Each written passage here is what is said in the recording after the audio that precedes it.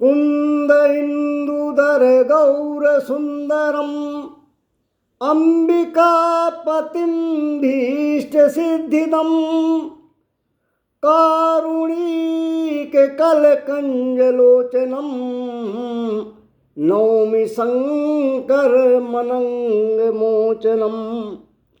भक्तगण, भागवत कथा में आगे चलते हैं। देवर्षि नारद जी ने प्रचेतागण को उपदेश दिया कि अखिल सृष्टि के प्राणी मात्र पर दया करो। जितना भगवान ने दिया है, भगवान का आशीर्वाद समझकर, भगवान की कृपा समझकर उतने में ही संतुष्ट रहो और भगवान को धन्यवाद दो।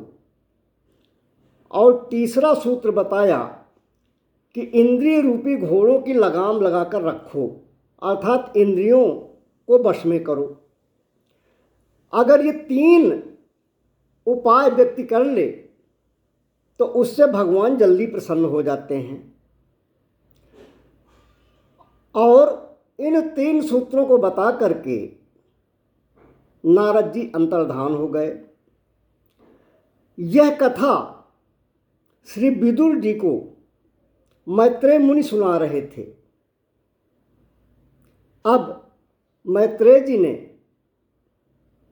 जब विदुर जी को यह अलौकिक उपदेश सुनाया तो विदुर जी भगवान के चरणों में मग्न होकर के चले गए। नारद जी व भगवान जैसे सद्गुरु की दया से ही जीव का कल्याण होता है। आइए अपने सद्गुरु के लिए प्रेम से एक भजन गा लेते हैं।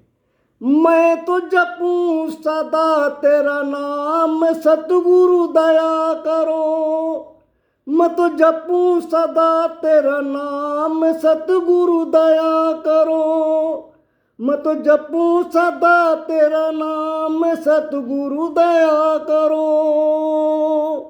द्वार पे आए भक्त तुम्हारे, अपनी दया के खोलो द्वारे। मेरे पूर्ण हो सब काम, सतगुरु दया करो। मैं तो जपूं सदा तेरा नाम, सतगुरु दया करो। भजन कीर्तन गाऊं तुम्हारा, निस दिन दर्शन पाऊं तुम्हारा। भजन कीर्तन गाऊं तुम्हारा, निस दिन दर्शन पाऊं तुम्हारा। मेरे रोम रोम में राम, सतगुरु दया करो। मैं तो जपूं सदा तेरा नाम, सतगुरु दया करो। मन मंदिर में ज्योति जगा दो, मुझको अपना दास बना लो। मन मंदिर में ज्योति जगा दो, मुझको अपना दास बना लो। तेरे चरणों में चारों धाम, सतगुरु दया करो। मैं तो जपूं सदा तेरा नाम, सतगुरु दया करो। मैं तो जपूं सदा तेरा नाम, सतगुरु दया करो। मैं तो जपूं सदा तेरा नाम, दयालु दया करो। मैं तो जपूं सदा तेरा नाम, सतगुरु दया करो।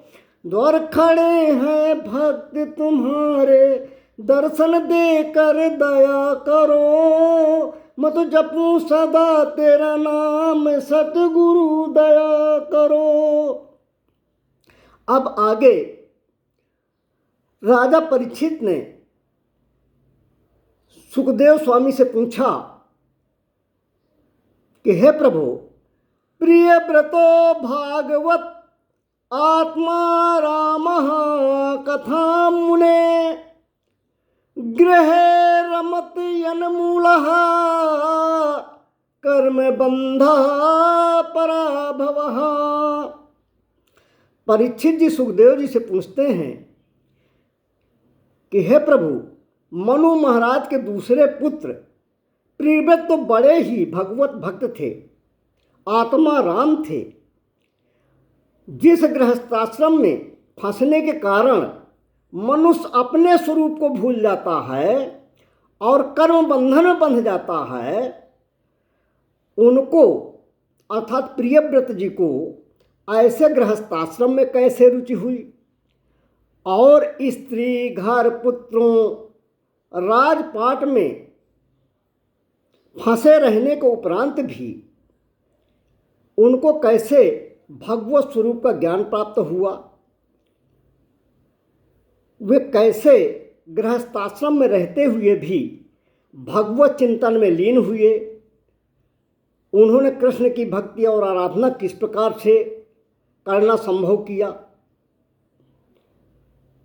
ये हमको विस्तार से बताइए। उनको कृष्ण की भक्ति किस प्रकार से प्राप्त हुई।